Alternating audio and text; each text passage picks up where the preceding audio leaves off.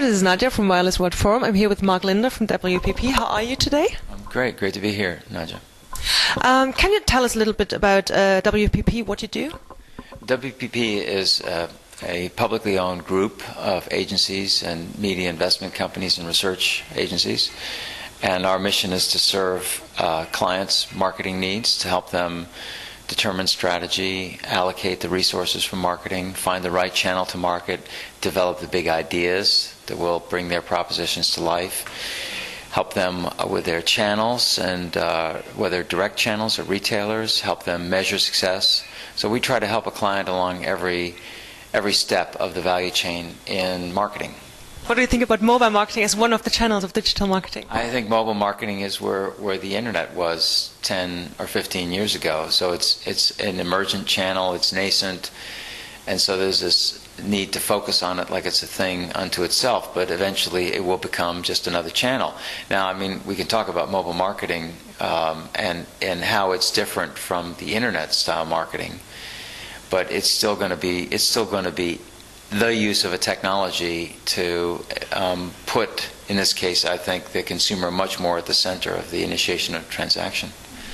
I think that part of Discovery Brands goes back to the conversation about individuation and style. I mean, we don't always like to be told what we should be using. I mean, you can see Discovery Brands in a business-to-business environment all the time, where a client will resist taking a mainstream decision from an agency, but it's much more interesting if they find their own boutique that's their discovery and their choice, and then they bring that work back into their organization. It's got a certain excitement to it, right?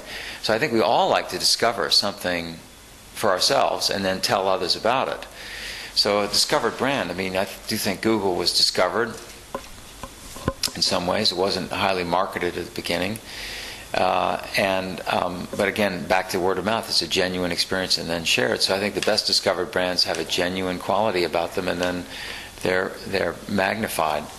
But I don't think you can discover a brand that doesn't actually have genuine new value. It doesn't work. Well, this is another really interesting area, because there's a temptation to look at mobile marketing like an extension of the advertising model. And if you remember, going back to the era of mass communication, the advertising model was a one-to-many model, which basically said, I don't know who you are, but let me put a very attractive little film in front of you. And then later on, when you're in the store, you might remember that film when you're looking at cereal boxes, and you might buy my brand of cereal, right? So the advertising model was to sort of hijack you while you were doing something else, interrupt you with some sort of forceful message, and that would lay in your head sort of like a Freudian concept, and then later on you would activate on it. And I think there's a temptation to look at mobile the same way. So we find there are businesses that are aggregating mobile websites out there, and they're putting ads, selling off ad space in those websites. So you look at CNN, and there's banners that are available there, and they're sort of buying you adjacent to some other content that you're interested in reading, but they don't know who you are. They don't really know anything about you. They might know something about you from the content of the site. So if it's if it's some sort of X-rated site, you might make the assumption that you're male or female and young or whatever, right? But they don't really know who you are individually. It's a sort of advertising model brought to the mobile space. We don't think in the long run that's going to work, because the nature of the mobile is very personal. And to us, the winner in the mobile space will be the brand that actually says, we have gotten permission to understand the intentions of our users. And we look at advertising as a service to help them fulfill their dreams. So we know the people who are looking for sailboats, and they've told us they'd like to hear about sailboats. So if you have something about sailboats, we can give it to the people who are interested in sailboats. But we're not going to give your message to people who are not interested in sailboats.